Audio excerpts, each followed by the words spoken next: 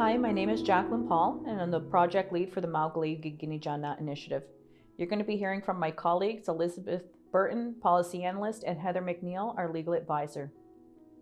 So we are from the Maugalee Giginijana Initiative, which means keeping our children together. And our team works out of the Gwillimuk Mau Glusawakan Mi'kmaq Rights Initiative office. We are working to draft a Mi'kmaq customary code and policies to reclaim Mi'kmaq jurisdiction over child welfare from the province. The work we are doing on the Mi'kmaq Customary Code is an exercise of Aboriginal right and self-governance and does not derogate from the Aboriginal treaty and inherent rights of the Mi'kmaq rights holders. The Mi'kmaq Customary Code and policies will also remain in draft form until they are ratified and can be changed based on the feedback we receive from our stakeholders. Today we're going to be talking about notice provisions and family preservation. We want to note that family preservation is the new term we are using to refer to child protection services. Notice is formal documentation of a family preservation matter that is provided to the parents or caregiver, their band, and any other party to the proceeding to let them know of any significant measures being taken.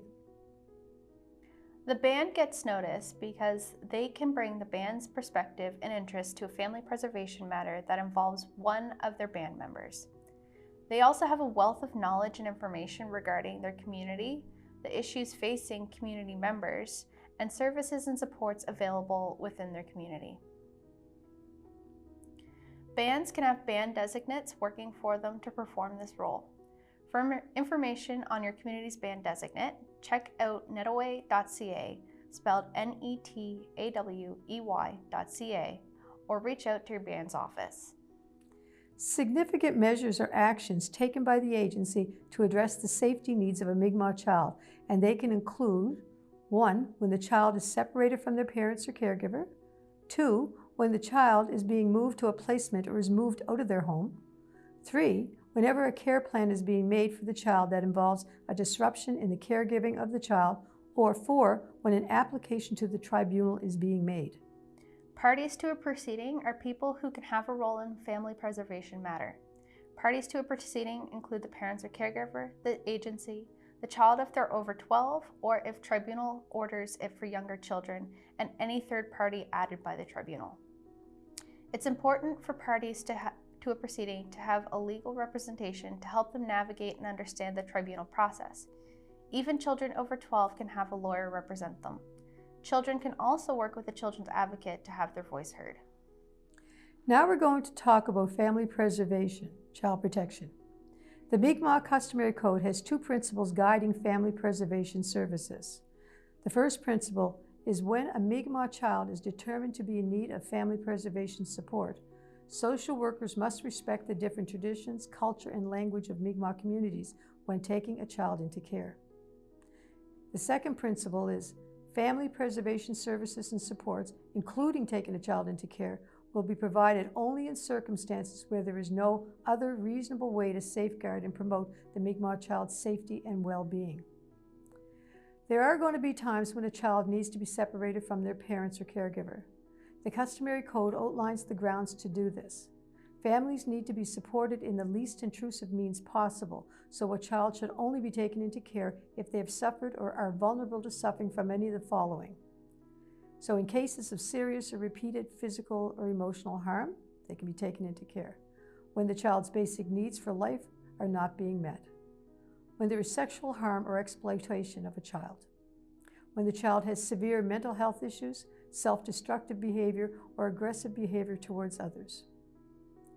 When the child's well-being is harmed by their problematic use of alcohol, drugs, solvents, or similar substances.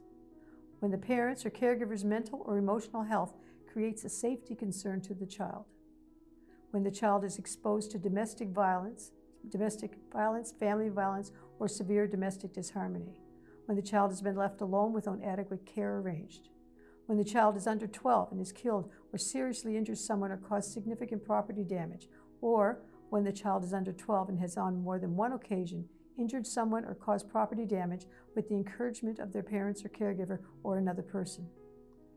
These grounds for taking into care may depend on who is causing harm to the child and whether the parent or caregiver is willing and able to address the issues on their own. For instance, If a child has severe mental health issues, the agency may not need to take them into care if their parents or caregiver are willing and able to meet their needs and work towards resolving the mental health issues on their own.